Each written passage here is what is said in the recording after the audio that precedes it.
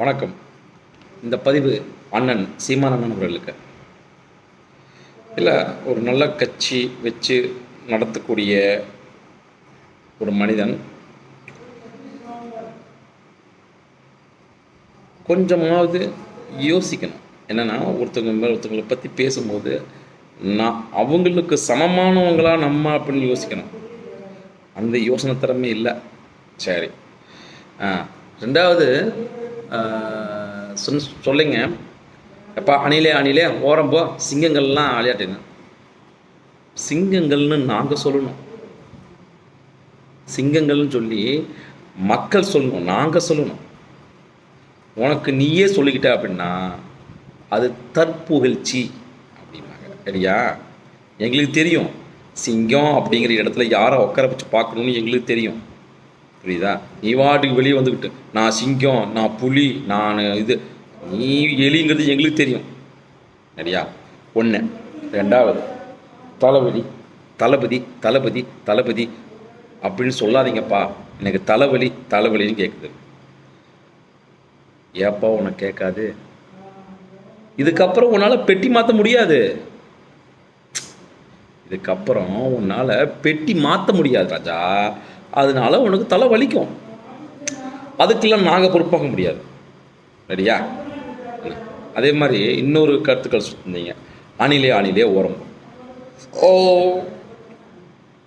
அணிலே ஓரம்போ அப்படின்னீங்க. ஆமாப்பா, நான் பெருமையாக சொல்லுவேன், எங்கள் தலைவர், தமிழக வெற்றி கழகத்தின் தலைவர் அண்ணன் மதிப்புமிகு திரு விஜய் அவர்கள் அணில் தான், இல்லைன்னு சொல்ல வரல. ஏன் அப்படி சொல்கிறேன் அப்படின்னா, அன்று ராமரின் தாகம் தீர்த்த அணில் இன்று மக்களின் பசி என்ற தாகத்தை தீர்க்க வந்த ஒரு கடவுளாக தான் மக்கள் பார்க்குறாங்க. அதற்கு உதாரணம் இப்பொழுது மதுரையில் கூடியிருக்கும் கூட்டம். அது வெறும் கூட்டம் இல்லை ராஜா, அது கூட்டம் இல்லை, உங்களின் தலையெழுத்தை மாற்ற வந்த கூட்டம். நீங்கள் பேசுகிறீங்களா பச்சொந்தி மாதிரி, இங்கே ஒரு பேச்சு அங்கே ஒரு பேச்சுன்னு. சீமான் கேட்டுக்குங்க, அந்த பச்சொந்தித்தனத்துக்கு முற்றுப்புள்ளி வைக்க வந்த ஒரு மகா புருஷன். மக்கள் எவ்வளவு ஏமாறுகிறார்களோ அவ்வளவு தூரம் அவர்கள் மேல் நம்ம சவாரி செய்யலாம் அப்படின்னு நினைத்து நீங்கள் சவாரி செஞ்சுட்டு இருந்தீங்க இத்தனை நாளாக. இதுக்கப்புறம் அது நடக்காது. இப்போ அந்த தூய்மை பணியாளர் பிரச்சனையானதே உங்களுக்கு தெரியும். இதுக்கப்புறம் அது நடக்காது. அதுவும் உங்களுக்கு புரியாது. ஏன்னா இப்போ நம்ம தலைவர் தமிழக வெற்றி கழகத்தின் தொண்டர்கள்லாம் ஒன்று சேர்ந்து போய் பார்த்து தலைவரிடம் பேச்சுவார்த்தை நடத்தி அதுக்கப்புறம் என்ன நடந்துச்சா, அதுக்கப்புறம் பொறுங்க நாங்கள் பேச்சுவார்த்தை நடத்துகிறோம் அப்படின்னு வரைக்கும் நீங்கள் சொல்லியிருக்கிறீங்க. சரிங்களா? இதோட முடிச்சுக்கங்க சீமான். அதாவது உங்களையே முடிச்சு விட்டாங்க. சும்மா கதை கட்டிக்கிட்டு நான் சிங்கம் நீ அணில். எப்பா, நீ எங்களுக்கு வெறும் ஒரு ஜோக்கர் தான். ஐயா, எங்களையே பொறுத்த வரைக்கும் நீங்கள் ஒரு உருட்டல் மன்னன். புரியுதா? அதனால் நீ எங்கள் தலைவரை விமர்சித்து உன்னை விட ஒரு சிறுமி ஆகிட்ட. ஒன்றும் இல்லாமல் ஜீரோ ஆகிட்ட. இப்போதைக்கு ஜீரோ தான். நீ சும்மா தொண்டை வலிக்கு கத்திட்டு வேணாது. அது தப்பு இல்லை. என்னமோ சொன்னேன். நான் இப்போ அடுத்து மாநாடு நான் போடுறேன் பாருங்க.